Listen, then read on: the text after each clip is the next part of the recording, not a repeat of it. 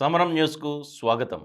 ఈనాటి ముఖ్యాంశాలు: రోగి సందేహాలు తీర్చే మెడికల్ రోబో, ప్రభుత్వం మారిన ఆగని రేషన్ మాఫియా, వణికిస్తున్న ఫెయింజల్, రాష్ట్రంలో పెరుగుతున్న ఎయిడ్స్ కేసులు, అమ్మ భాషతో మెదడుకు చురుకుదనం, 14న శ్రీమతి అమరావతి పోటీలు, 8 గ్లాసుల నీటితో రుగ్మతలు బలాదూర్, ఎయిడ్స్ వ్యాధిగ్రస్తులు మందు బిళ్ళలు వేసుకోకుండా 6 నెలలకి 1 ఇంజెక్షన్ తీసుకుంటే సరిపోతుంది.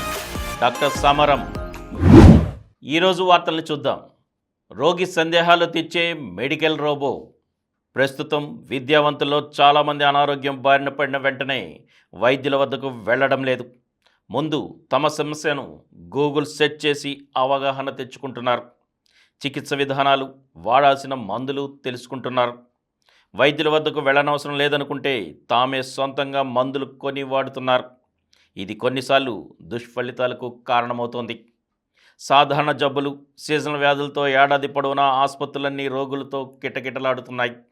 ముఖ్యంగా ప్రభుత్వం ఆసుపత్రుల్లో ఓపీ గణనీయంగా పెరుగుతోంది. సిబ్బంది కొరత కారణంగా అందరినీ క్షుణ్ణంగా పరీక్షించడం వైద్యులకు భారంగా మారుతోంది. ఈ క్రమంలోనే రోగిని నాడి పట్టి చూడకుండా, స్టెథోస్కోప్తో పరీక్షించకుండా కేవలం జబ్బు వివరాలు అడిగి మందులు రాసిచ్చి పంపుతున్నారనే విమర్శలు వ్యక్తమవుతున్నాయి. ఇలాంటి సమస్యలకు ఏఐ రోబోలు పరిష్కారం చూపబోతున్నాయి. రోగులను ఎన్నో సందేహాలు వెంటాడుతుంటాయి. కొందరు చిన్న జబ్బును పెద్దదిగా భావించి భయపడితే, మరికొందరు పెద్ద సమస్యను నిర్లక్ష్యం చేస్తుంటారు. మరికొందరు వైద్యులను వివరంగా అడగాలంటే వెనక ముందు ఆలోచిస్తుంటారు. గూగుల్లో పుంకానుపుంకాలుగా లభించే సమాచారంలో ఏది నిజమో తెలియదు. ఈ నేపథ్యంలోనే ఖచ్చితమైన సమాచారం అందించేందుకు కృత్రిమ మేధ అంటే ఏఐతో కూడిన రోబోలు అందుబాటులోకి వస్తున్నాయి. ఇప్పటికే హైదరాబాద్లోని Asian institute of gastro enterology medical information robot assistant పేరుతో ఒక రోబోను రోగులకు అందుబాటులోకి తెస్తోంది. ప్రస్తుతం ప్రయోగాత్మకంగా ఆసుపత్రుల్లో వాడుతున్నారు. ఇవి త్వరలో రోగులకు సేవలు అందించనున్నాయి. ప్రభుత్వం మారిన ఆగని రేషన్ మాఫియా. వైకాపా హయాంలో 5 ఏళ్ల పాటు రేషన్ మాఫియాను వ్యవస్థీకృతం చేసి లక్షల టన్నుల పేదల బియ్యాన్ని విదేశాలకు ఎగుమతి చేసిన నాయకుడికి కూటమి ప్రభుత్వంలోనూ కొందరు అధికారులు, ప్రజాప్రతినిధులు వంగి వంగి సలాం కొడుతున్నారు. రైస్ మిల్లులు తనిఖీలు చేసిన, అక్రమ బియ్యం రవాణాను అడ్డుకున్న ఆయన సంగతేమో కానీ వీరు మాత్రం ఉలిక్కి పడుతున్నారు. తనిఖీలకు చెక్ పోస్టులు ఏర్పాటు చేసిన పోలీస్, రెవెన్యూ, రాష్ట్ర పన్నులు, రవాణా తదితర శాఖల నుంచి సహకారమే లేదు. అందుకే కూటమి ప్రభుత్వం వచ్చి 6 నెలలు కావస్తున్న కాకినాడ పోర్టు కేంద్రంగా రేషన్ బియ్యం దందా 3 పువ్వులు 6 కాయల చందంగా సాగిపోతోంది. 6A కేసులకు మించి మమ్మల్ని ఏం చేయగలరంటూ ప్రభుత్వానికి సవాల్ విసురుతున్నారు వీరు. వైకాపా నేతతో అప్పట్లో అంటగాగిన అధికారులే నేటికి కీలక శాఖల్లో ఉంటూ సహకరిస్తుండటం బియ్యం అక్రమ రవాణాకు ఊతమిస్తోంది. కాకినాడ పోర్టు తనిఖీల్లో బియ్యం అక్రమ రవాణాపై ఆరా తీసే క్రమంలో పదే నాకు కొన్ని పేర్లు వినిపిస్తున్నాయి. ఎవరి ఆలీషా, ఎవరి అగర్వాల్, మానస సంస్థ ఎవరిది, ఆ వివరాలతో నివేదిక ఇవ్వండి అంటూ ఉప ముఖ్యమంత్రి పవన్ కళ్యాణ్ అధికారులను ఆదేశించారు. వీరిలో 2 కాకినాడ నగర వైకాపా మాజీ ఎమ్మెల్యే ద్వారంపూడి చంద్రశేఖర్ రెడ్డికి సన్నిహితులు కాగా, మరో వ్యక్తి ఆయన సోదరుడు, కాకినాడ పోర్టు కేంద్రంగా బియ్యం ఎగుమతుల్లో కీలకమైన వ్యక్తి వినోద్ అగర్వాల్. మరొకరు ఓడల తయారీ పోర్టులో కీలకంగా మారిన షేక్ అహ్మద్ ఆలీషా, మానస సంస్థ యజమాని. మొత్తం పంపిణీ చేసే రేషన్ బియ్యంలో 80% నల్లబజార్కు తరలిస్తున్నట్లు అంచనా. ఇందులో 60% పైగా కాకినాడ చుట్టుపక్కల ప్రాంతాలకు అక్రమ రవాణా అవుతోంది. వాటిని పాలిష్ చేసి నూకలుగా మార్చి కాకినాడ, కృష్ణపట్నం, ఇతర పోర్టుల ద్వారా గత ప్రభుత్వ హయాంలో విదేశాలకు పెద్ద ఎత్తున తరలించి కోట్ల రూపాయలను ఆర్జించారు. కూటమి ప్రభుత్వం అధికారంలోకి వచ్చిన తర్వాత కూడా ఈ అక్రమాలు ఆగలేదు. వణికిస్తున్న ఫెయింజల్. బంగాళాఖాతంలో ఏర్పడిన ఫెయింజల్ తుఫాను శనివారం సాయంత్రం తమిళనాడు తీరాన్ని తాకింది. పుదుచ్చేరి సమీపంలో మహాబలిపురం, కరైకల మధ్య తీరం దాటే ప్రక్రియ ప్రారంభమైనట్లు వాతావరణ శాఖ వెల్లడించింది. తీరం వెంబడి గరిష్టంగా గంటకు 90 కిలోమీటర్ల వేగంతో గాలులు వీస్తున్నాయి. పూర్తిగా తీరంపైకి వచ్చాక తీవ్ర వాయుగుండంగా బలహీనపడనుంది. తుఫాను ప్రభావంతో శుక్రవారం నుంచే తమిళనాడు, రాయలసీమ, దక్షిణ కోస్తా ప్రాంతాల్లో వర్షాలు కురుస్తున్నాయి. రాబోయే 2 రోజులు భారీ వర్షాలుంటాయని విశాఖలోని తుఫాన్ హెచ్చరికల కేంద్రం తెలిపింది. ఆది సోమవారాల్లో శ్రీ పొట్టి శ్రీరాములు, నెల్లూరు, తిరుపతి, చిత్తూరు, అన్నమయ్య, వైఎస్ఆర్, శ్రీ సత్యసాయి జిల్లాల్లో భారీ వర్షాలు కురుస్తాయని పేర్కొంది. ఇంటి ముందుకే పౌర సేవలు సీఎం చంద్రబాబు. శనివారం అనంతపురం జిల్లా బొమ్మనాళ్ మండలం నేమకల్లులో ఇంటింటికి పింఛను పంపిణీ కార్యక్రమంలో ముఖ్యమంత్రి పాల్గొన్నారు. అనంతరం ప్రజావేదికలో గ్రామస్తులతో చంద్రబాబు మాట్లాడుతూ రాష్ట్రంలో భూ, ఇసుక, బియ్యం, గంజాయి మాఫియాలు లేకుండా చేస్తాం. పేదల బియ్యాన్ని రీసైక్లింగ్ చేసి విదేశాలకు అమ్ముతున్న వారిని విడిచిపెట్టం. మేం ఉచిత ఇసుక పాలసీలో భాగంగా ఊరిలో ఇసుక ఉంటే తెచ్చుకునే హక్కు కల్పించాం. ట్రాక్టర్లో తెచ్చుకునేటప్పుడు ఎవరైనా ఆపితే నా పేరు చెప్పండి. ఇసుక లభ్యం కాని ప్రాంతాల్లో ప్రభుత్వమే తక్కువ ధరకు సరఫరా చేస్తుందని చంద్రబాబు పేర్కొన్నారు. భవిష్యత్తులో మీరు కార్యాలయాలకు వెళ్ళే అవసరం రాదు. కుల, జనన, మరణ ధ్రువపత్రాలు కావాలంటే ఒక మెసేజ్ పెడితే చాలు, మీ ఇంటికే తెచ్చిచ్చే వ్యవస్థని తీసుకొస్తాం. పురపాలికలు, పంచాయతీల్లోనూ ఆన్లైన్ ద్వారా పౌర సేవలు అందిస్తాం. రాష్ట్ర వ్యాప్తంగా ఒకే రోజు 60 లక్షల మందికి పింఛన్లు అందిస్తున్నాం. అవి సక్రమంగా అందాయా లేదా అని ఫోన్ చేసి అడుగుతాం. సేవల్లో లోపాలుంటే అధికారులపై చర్యలు తీసుకుంటామని చంద్రబాబు పేర్కొన్నారు. రాష్ట్రంలో పెరుగుతున్న ఎయిడ్స్ కేసులు. దేశంలో హెచ్ఐవి రోగుల సంఖ్యలో ఆంధ్రప్రదేశ్ 2వ స్థానంలో ఉంది. National AIDS and STD programme కింద రాష్ట్రంలో మొత్తం 2,22,338 మంది హెచ్ఐవి రోగులు చికిత్స పొందుతున్నారు. వీరిలో 90% మంది 15 నుండి 49 సంవత్సరాల మధ్య వయసు వారే. గుంటూరు, తూర్పుగోదావరి, కృష్ణా, విశాఖపట్నం ఉమ్మడి జిల్లాల్లో వ్యాధి తీవ్రత ఎక్కువగా ఉన్నట్లు ఏపీ శాక్స్ గణాంకాలు వెల్లడి చేస్తున్నాయి.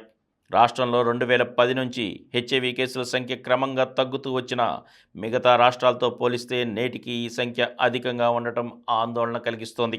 ప్రపంచ ఆరోగ్య సంస్థ సలహా మేరకు ప్రతి సంవత్సరం డిసెంబర్ 1న ప్రపంచ ఎయిడ్స్ దినోత్సవంగా పాటిస్తున్నాం.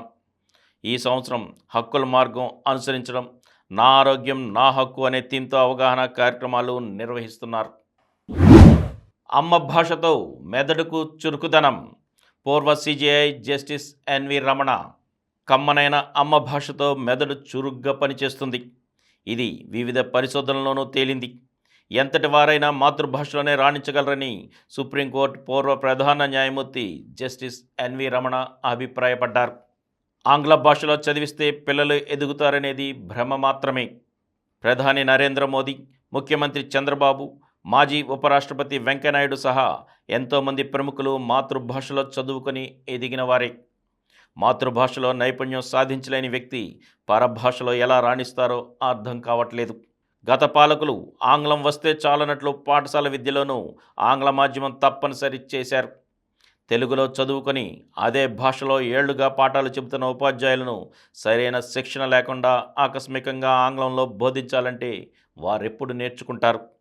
పిల్లలకు అర్థమయ్యేలా ఎలా బోధిస్తారో ఆలోచించాలి. ఆంగ్ల మాధ్యమంలో బోధన తప్పనిసరి అన్న నిర్ణయం పౌరుల ప్రాథమిక హక్కుకు భంగం కలిగించినట్లే. మాతృభాషలోనే బోధన జరగాలని గతంలో రాష్ట్ర హైకోర్టు తీర్పు ఇస్తే ప్రభుత్వం సుప్రీంకోర్టులో సవాల్ చేసింది. ప్రస్తుత ప్రభుత్వం ఆ పిటిషన్ ఉపసంహరించుకొని మాతృభాషలోనే విద్యా విధానాన్ని కొనసాగించాలని ఆయన సూచించారు. 14న శ్రీమతి అమరావతి పోటీలు. రాష్ట్ర నలుమూల నుంచి వచ్చిన మహిళలు ర్యాంప్ వాక్ చేసి ఆకట్టుకున్నారు. తేజాస్ ఎలైట్ ఈవెంట్స్ ఆధ్వర్యంలో విజయవాడ నోవాటెల్ హోటల్లో శనివారం శ్రీమతి అమరావతి 9వ సీజన్ ఆడిషన్స్ జరిగాయి. రాష్ట్రంలోని వివిధ ప్రాంతాల నుంచి వచ్చిన 60 మంది మహిళలు పాల్గొన్నారు. వారిలో 24 మంది తుది పోటీలకు ఎంపిక చేశారు. డిసెంబర్ 14న సినీ తారలు, హాస్యనటుల సమక్షంలో తుది పోటీలు జరుగుతాయని తేజస్ ఎలైట్ సీఈఓ ప్రదీప్ చౌదరి తెలిపారు. పోటీలకు న్యాయ నిర్ణేతలుగా మల్లికా చౌదరి, చాందిని చందన, గాయని మంజుష వ్యవహరించారు. 8 గ్లాసుల నీటితో రుగ్మతలు బలాదూర్. నీరు జీవనాధారం. మన శరీరంలో 60% సగటు వాటా నీటిదే. చాలామంది దీన్ని విస్మరిస్తుంటారు. నిత్యం నీరు పుష్కలంగా తాగడం వల్ల ఆరోగ్యానికి నిర్దిష్టంగా వనగూరే ప్రయోజనాలను అమెరికాలోని కాలిఫోర్నియా విశ్వవిద్యాలయ పరిశోధకులు శాస్త్రీయంగా వెలుగులోకి తెచ్చారు. గతంలో జరిగిన 18 పరిశోధనలు సమీక్షించిన శాస్త్రవేత్తలు అనేక అంశాలను గుర్తించారు. రోజుకు 8 గ్లాసుల నీటిని తాగేవారికి మూత్రపిండంలో రాళ్లు ఏర్పడే అవకాశం తక్కువ. శరీర బరువును తగ్గించుకోవడానికి ఈ అలవాటు సహాయపడుతుంది. భోజనానికి ముందు నీరు తాగడం ఊబకాయానికి చౌకైన విరుగుడు. పదే తలనొప్పి బారిన పడేవారు 3 నెలల పాటు నీరు ఎక్కువగా తాగితే ఉపశమనం పొందే వీలుంది. రక్తంలో గ్లూకోజ్ పరిమాణం ఎక్కువగా ఉన్న మధుమేహ బాధితులు 8 వారాల పాటు రోజుకు అదనంగా మరో 4 గ్లాసులు నీరు తాగితే ప్రయోజనం ఉంటుంది. పదే మూత్రాశయ ఇన్ఫెక్షన్ బారిన పడే మహిళలు రోజుకు అదనంగా 6 గ్లాసులు నీరు తాగితే ఆ రుగ్మతలకు తాకిడి తగ్గుతుంది. తరచుగా మూత్ర విసర్జనకు వెళ్లాల్సిన అవసరం ఏర్పడేవారు మాత్రం నీరు తక్కువగా తాగడమే మేలు. మధుమేహం, లో బీపీ తదితర రుగ్మతలతో బాధపడేవారికి నీటితో లబ్ధి కలిగే వీలుంది. అయితే దీనికి సంబంధించి విస్పష్ట శాస్త్రీయ ఆధారాలు లభించలేదు. నిత్యం 8 గ్లాసులకు మించి నీరు తాగినా ఆరోగ్యపరంగా అదనపు ప్రయోజనాలు పెద్దగా ఉండబోవు. ఇక సరిపడా నీరు ఎందుకు అవసరమో తెలుసుకుందాం. శరీరంలో ప్రతి కణం ఆరోగ్యంగా ఉండటానికి, రక్తనాళాల గుండా రక్తం సరిగా ప్రవహించడానికి, జీవ ప్రక్రియల వల్ల వెలువడే వ్యర్థాలు, ఉప ఉత్పత్తుల నిర్మూలనకు, చెమట రూపంలో శరీర ఉష్ణోగ్రత నియంత్రణకు, ఊపిరితిత్తులు, నోరు వంటి భాగాల్లోని మ్యూకస్ పొరల్లో తేమ పరిరక్షణకు, కీళ్లల్లో కందిన సామర్థ్యాన్ని పెంపొందించి అవి కుషన్లా పనిచేసేలా చూడడానికి, మూత్రాశయం వ్యాధుల ముప్పు తగ్గించడానికి, మూత్రాశయంలో హానికర బ్యాక్టీరియా నిర్మూలనకు, జీర్ణ ప్రక్రియ సాఫీగా సాగడానికి, మలబద్ధకాన్ని నివారించడానికి, కణాలకు పోషకాలు, ఆక్సిజన్ అందేలా చూడడానికి, చర్మంలో తేమ, రూపురేఖల పరిరక్షణకు నీరు 8 గ్లాసులు తీసుకోవడం ఎంతో అవసరం. ఎయిడ్స్ వ్యాధిగ్రస్తులు మందు బిళ్ళలు వేసుకోకుండా 6 నెలలకు ఒక ఇంజెక్షన్ తీసుకుంటే సరిపోతుంది. డాక్టర్ సమరం. జన చైతన్యమే హెచ్ఐవి ఎయిడ్స్ నిర్మూలనకు సరైన మార్గం. 2030 నాటికి ఎయిడ్స్ని అంతం చేయడం అనేది కల కాదు, అది సాధ్యమయ్యే విషయమే అని ప్రముఖ వైద్యులు డాక్టర్ సమరం పేర్కొన్నారు. వాసవి నర్సింగ్ డాక్టర్ మారు అధ్యక్షతన శనివారం జరిగిన ఆరోగ్య సదస్సులో ఆయన ఎయిడ్స్ అంశంపై ప్రసంగించారు. ఆయన మాట్లాడుతూ యాంటీ రిట్రోవైరల్ డ్రగ్స్ రావడంతోనూ వివిధ నివారణ చర్యలతోనూ ఈనాడు హెచ్ఐవి కేసులు గణనీయంగా తగ్గిపోయాయన్నారు. ఇంకా అట్టడుగున ఉన్న వారికి సరైన సమాచారం లేకపోవడంతోనూ, నివారణ చర్యలు వారికి అందుబాటులో లేకపోవడంతోనూ ఎయిడ్స్ అంతం ఆలస్యమవుతోందన్నారు. ఈనాడు ప్రపంచంలో హెచ్ఐవితో జీవిస్తున్న వాళ్ళు 3,99,00,000 మంది ఉన్నారని, క్రిందటి సంవత్సరం కొత్తగా హెచ్ఐవి సోకిన వాళ్ళు 13 లక్షల మందే ఉన్నారని అన్నారు. ఇదివరకు సంవత్సరాల్లో లక్షల సంఖ్యలో కొత్త కేసులు, మరణాలు ఉండేవని, అలా ఇప్పుడు లేవని అన్నారు. హెచ్ఐవి నివారణలో యాంటీ రిట్రోవైరల్ డ్రగ్స్ని ప్రభుత్వం ఉచితంగా ఇస్తోందని, అయినప్పటికీ ఇంకా కొందరు అవగాహన రాహిత్యం వల్ల ఆ సేవలు సక్రమంగా పొందడం లేదని అన్నారు. 95-95-95 అనే కార్యక్రమం ఇంకా చక్కగా అమలు జరిగేటట్లయితే 2030 నాటికి ఎయిడ్స్ అంతం సాధ్యమన్నారు. భారతదేశంలో ఈనాడు ఎయిడ్స్తో జీవిస్తున్న వాళ్ళు 25 లక్షలు ఉన్నారని, ఆంధ్రప్రదేశ్లో 3,22,000 మంది ఉన్నారని అన్నారు. అయితే క్రిందటి సంవత్సరం భారతదేశంలో కొత్తగా 44,000 మంది హెచ్ఐవికి గురికాగా ఆంధ్రప్రదేశ్లో 3,500 మంది మాత్రమే హెచ్ఐవికి గురయ్యారన్నారు. హెచ్ఐవి రాకుండా నెల తీసుకునే వ్యాక్సిన్లు, అలాగే ఏఆర్టీ మందులు, రోజు వేసుకోకుండా నెల చేయించుకునే ఇంజెక్షన్లు కొన్ని దేశాల్లో వచ్చాయన్నారు. త్వరలోనే మన దేశంలో కూడా ఈ వ్యాక్సిన్లు రావడమే కాకుండా 6 నెలలకు ఒకసారి ఒకే ఒక్క ఇంజెక్షన్ చేయించుకుంటే మందు బిళ్ళలు రోజు మింగే అవసరం లేకుండా చేసే ఇంజెక్షన్లు కూడా వస్తాయన్నారు. కానీ ఇప్పటికీ వ్యాధితో బాధపడుతున్న వారికి కంప్లీట్ క్యూర్కి ఎటువంటి వ్యాక్సిన్ రాలేదన్నారు. ఏది ఏమైనప్పటికీ ప్రజలందరూ చైతన్యవంతంగా మారి హెచ్ఐవి నివారణలో భాగస్వామ్యం కావాలన్నారు. సదస్సులో పాల్గొన్న అనేక మంది ప్రశ్నలు అడిగి సందేహ నివృత్తి చేసుకున్నారు. ఇప్పుడు కొన్ని సంక్షిప్త వార్తలను చూద్దాం. అమెరికాలో ఖమ్మం జిల్లా యువకుడి హత్య. శనివారం చికాగోలోని ఓ షాపింగ్ మాల్లో పనిచేస్తుండగా గుర్తు తెలియని వ్యక్తులు జరిపిన కాల్పుల్లో ఖమ్మం జిల్లా కేంద్రంలోని రాపత్తి నగర్కు చెందిన నూకారపు సాయి తేజ దుర్మరణం చెందాడు. ప్రభుత్వం నిర్లక్ష్యంతో కొనారిల్లిన సమీకృత ఇంజనీరింగ్ వ్యవస్థ. 660 అధ్యాపకుల పోస్టుల ఖాళీ. అద్దె భవనంలో ఒంగోలు ట్రిపుల్ ఐటీ. నూజివీడు ఇడుపులపాయల్లో వసతికి ఇబ్బందులు. కూటమి సర్కార్ దృష్టి పెడితేనే విద్యార్థులకు మంచి భవిష్యత్తు. విశాఖ ఐటీలో మరో ముందడుగు. తొలి విడతలో 2000 మంది ఉద్యోగులతో టీసీఎస్ కార్యకలాపాలు. భవనం కేటాయించిన ప్రభుత్వం. గతంలో డల్లాస్ టెక్నాలజీకి ఇచ్చిన భవనాన్నే సబ్లీజ్కి ఇస్తూ ఉత్తర్వులు. మహారాష్ట్రలో కొత్త ప్రభుత్వం 5న హాజరు కానున్న ప్రధాని మోదీ. ప్రతిష్టాత్మక ప్రపంచ చెస్ ఛాంపియన్షిప్లో వరుసగా రెండో గేమ్ డ్రా.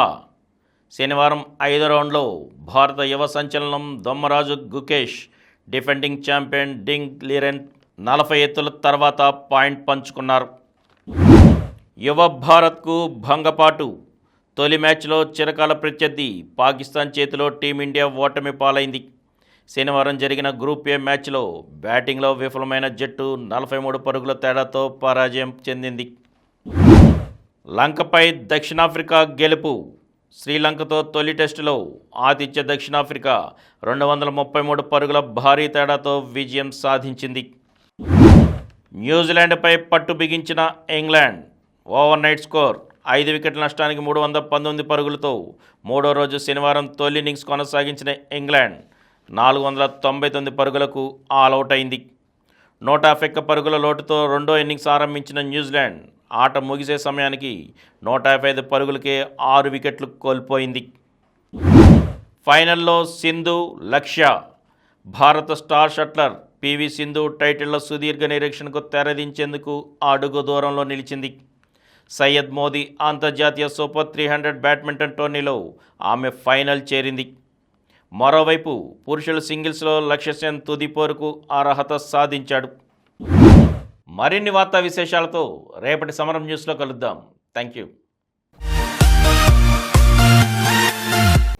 ప్రతిరోజు వార్తా విశేషాల కోసం అనతి కాలంలోనే 20 కోట్ల వ్యూస్ సాధించిన సమరం ఛానల్ సమర్పించు సమరం న్యూస్ ఛానల్కు సబ్స్క్రైబ్ చేయండి, లైక్ చేయండి, మీ ఫ్రెండ్స్కి షేర్ చేయండి.